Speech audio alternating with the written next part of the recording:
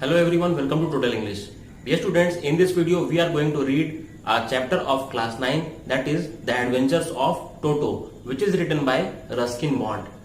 So आज हम class 9 के चैप्टर 2 को पढ़ने वाले हैं जिसका नाम है द एडवेंचर्स ऑफ टोटो, जो कि रस्किन बॉन्ड के द्वारा लिखा गया है. So इस वीडियो में हम ये देखेंगे कि इस पोएम इस स्टोरी का मीनिंग क्या है, इसके थीम कौन कौन से हैं, and I will also tell you the important word meanings that will come while reading the chapter. So without any delay, let's start this video. So whatever I will read, that will be flashed on your screen, so no need to worry about that. Adventures of Toto. इसमें जो main character है वो टोटो, that is a monkey. वो एक monkey के बारे में है.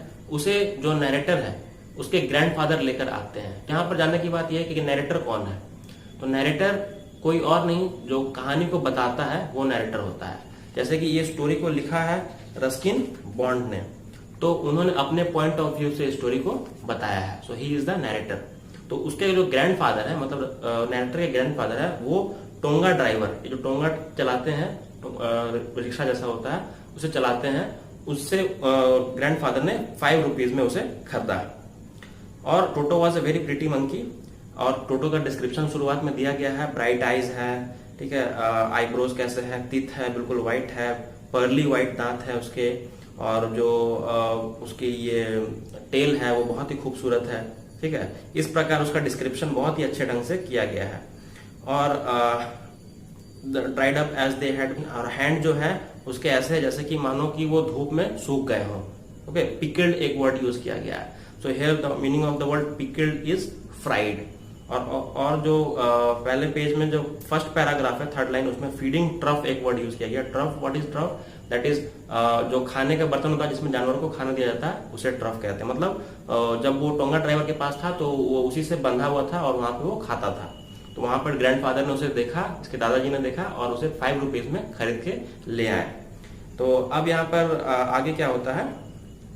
हाँ, तो उसके ब्रांच के उसके टेल के बारे में डिस्क्राइब किया गया है कि टेल से वो एक ब्रांच से दूसरे ब्रांच, मतलब एक डाल से दूसरे डाल पर वो चला जाता था और किसी चीज को बहुत आसानी से लिफ्ट कर लेता था. तो एक वर्ड है स्कूपिंग. स्कूपिंग मतलब पिक कर लेता था उसे. ठीक है, now I am reading the third paragraph. Grand mother always first when grandfather brought home. तो फर्स्ट एक वर्ड है. सो ग्रैंड मदर जो थी, उसकी दादी जो थी, वो हमेशा बहुत ज्यादा एक्साइटेड होती थी और बहुत सारे क्वेश्चंस पूछती थी जब भी कोई नया जानवर उनके जू में आता था. तो इससे एक बात तो पक्का है कि जो ग्रैंडफादर है उनके पास एक प्राइवेट जू है, खुद का एक जू है जिसमें वो बहुत सारे जानवरों को रखा करते हैं, जिसमें कि एक नया एडिशन आ चुका है, दैट इज टोटो. सो तो नैरेटर और ग्रैंडफादर क्या सोचते हैं, वे लोग डिसाइड करते हैं कि टोटो को ग्रैंड मदर से छुपा कर रखा जाए. क्यों? क्योंकि वो बेकार का क्वेश्चन करने लगेगी और वो जल्दी किसी जानवर को एक्सेप्ट नहीं करती है. तो वो क्या करते हैं, उसे एक क्लोजेट में, एक रूम के बगल में एक दीवार जैसा रहता है, वहां पर उसे वो छुपा देते हैं. लेकिन जब कुछ देर बाद वो पहुंचते हैं तो क्या देखते हैं, वो उस पूरे जगह को उसने तहस नहस कर दिया, चीजों को चीर दिया है, फाड़ दिया है. इस प्रकार से उसने उस जगह को बना दिया है. So yes, wrenched from it socket. क्या किया उसने, the peg in the wall that had been wrenched from the socket, जो दीवार से निकाल दिया गया, नोच दिया है, उसके ब्लेजर को फाड़ दिया है, और वहां पर जो भी कपड़े हैं उसे फाड़ दिया है, वॉल पेपर्स को उसने निकाल दिया है. तो मतलब वो इससे पता क्या चलता है कि वो बहुत ही नॉटी एक बंदर है और किसी भी जगह वो शांति से नहीं रह सकता है. तो अब क्या होता है, अब he is clever said grandfather. Grandfather जब देखते हैं वो गुस्सा नहीं करते और कहते हैं वो बहुत क्लेवर है, क्योंकि उन्हें जानवरों के बारे में बहुत कुछ पता है. वो बोलते हैं ये बहुत क्लेवर मंकी है. वो अगर हम इसे कुछ देर और छोड़ देते तो नैरेटर के ब्लेजर को वो फाड़ कर उसका रस्सी बना लेता और उसे पकड़कर वो नीचे भी उतर जाता. इतना वो क्लेवर है, इससे ही पता चलता है. तो अब ग्रैंडफादर क्या करते हैं, उनके पास बहुत सारे जानवर हैं, जैसे कि रैबिट, स्क्विरल, गोट, ये सब है. लेकिन अब उन्हें एक काम है, उन्हें जाना है देहरादून. देहरादून अपने पेंशन को उठाने जाना है, पेंशन लेने वो जाना है उन्हें. और देहरादून में सहारनपुर एक जगह है जहां पर उन्हें जाना है. तो अब वो क्या करते हैं, सोचते ग्रैंड मदर को तो बताना नहीं है, तो टोटो को वो खुद अपने साथ ले जाते हैं, एक बैग में उसे छिपा देते हैं. और उसका उस दिन का घर होता है वो कैनवास बैग, उसके अंदर वो रहता है. और वो बहुत कोशिश करता है उससे बाहर निकलने की, पर वो नहीं निकल पाता क्योंकि ग्रैंडफादर ने बहुत अच्छे से उसे बंद कर दिया। फिर जब वो पहुंच जाते हैं वहां पर सहारनपुर में, तब वो निकलने की कोशिश करता है और वहां पर वो उससे बाहर निकलकर झांकता है और वहां के लोग वहां पर जुट जाते हैं, सबको उसे देखने लगते हैं। तो इससे क्या होता है, जो वहां का टिकट कलेक्टर है वो आ जाता है और वो उनसे क्वेश्चंस पूछने लगता है कि that if you are carrying some animal with you then you have to charge for the animal. अगर आप अपने साथ कोई जानवर ले जा रहे हैं तो उसके लिए भी आपको चार्ज करना पड़ेगा। तो वो क्या करता है, उन्हें पैसे चार्ज कर देता है। बोलता है कि एक डॉग को रखने के लिए आपको जैसे 3 रुपए चार्ज करने हैं, तो उसी प्रकार वो उन्हें भी 3 रुपीज चार्ज कर देता है। लेकिन फिर ये प्रूफ करते हैं कि हर जानवर डॉग तो नहीं हो सकता है, ये डॉग अलग है और ये मंकी अलग है। जैसा कि वो अपने अंदर से अपने बैग में से एक टोर्टोइज निकालते हैं। टोर्टोइज भी तो 4 पैर का है, पर क्या आप टोर्टोइज को भी के लिए भी उतना चार्ज करेंगे? तो ये बात वो रखते हैं। तो इससे जो टिकट कलेक्टर है वो कन्विंस हो जाता है और बोलता है ठीक है, मैं आपको कोई भी पैसे चार्ज नहीं करूंगा। अब वो वापस घर आ जाते हैं और उसके बाद वापस घर आने के बाद ग्रैंड मदर उसे एक्सेप्ट कर लेती है और वो वहां पर स्टेबल में रहता है। स्टेबल मतलब जानवरों का घर, जैसे कि हॉर्स को जहां रखा जाता है, जिसे हिंदी में अस्तबल भी कहते हैं। तो वहां पर एक डंकी है उसका नाम नाना है, उसके साथ वो वहां पर रुकता है एक रात, जहां पर दोनों एक दूसरे से बहुत लड़ पड़ते हैं। 2 जानवर हैं, शरारती हैं, तो आपस में लड़ेंगे ही। सो to his surprise he found Nana without apparent cause pulling at her halter and trying to keep her head as far as possible from a bundle of hay। जो उसका हॉल्टर होता है, जानवरों को देखा होगा आपने, रस्सी से ऐसे मुंह को बांधा हुआ रहता है, उसे हॉल्टर कहते हैं। उसे वो खींचता है, ठीक है। और grandfather gave Nana a slap across her haunches. तो जब ग्रैंडफादर आते हैं तो वो नाना को मारते हैं, डंकी को मारते हैं उसके हॉन्चेस पे। हॉन्चेस मतलब उसके थाइस पर उसे मारते हैं और उसे ढकेल देते हैं और टोटो को वहां से हटा देते हैं। और टोटो और नाना उसके बाद कभी फ्रेंड नहीं बन पाए क्योंकि उन दोनों के बीच में तो लड़ाई हुई थी। तो अब देखते हैं टोटो क्या क्या करता है अपने दिन को बिताने के लिए। तो वो उसे नहाना बहुत पसंद है। ठंड के दिनों में during the winter days in the evening the grandmother use to give him warm water. गर्म पानी उसे देती थी और वो गर्म पानी को नहाने के पहले उसे पहले टच करके देखता था, जैसा कि नैरेटर करते थे।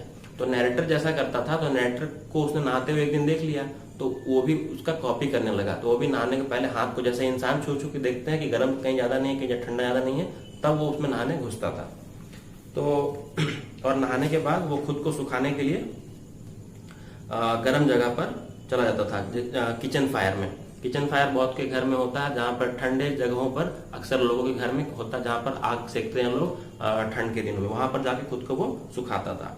एक दिन तो ऐसा हुआ कि वो खुद को जलाते जलाते बच गया।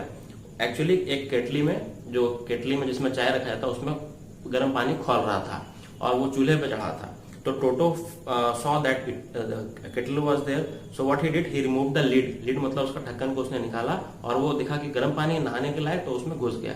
लेकिन वो तो उसे ये नहीं पता था कि that it was kept on एक चूल्हे पे वो रखा गया था। एक तो चूल्हा था, तो वो क्या होगा, वो तो गर्म होगा और धीरे धीरे जब गर्म होगा तो वो क्या होगा, जल जाएगा। तो ये वो नहीं समझ पाया था।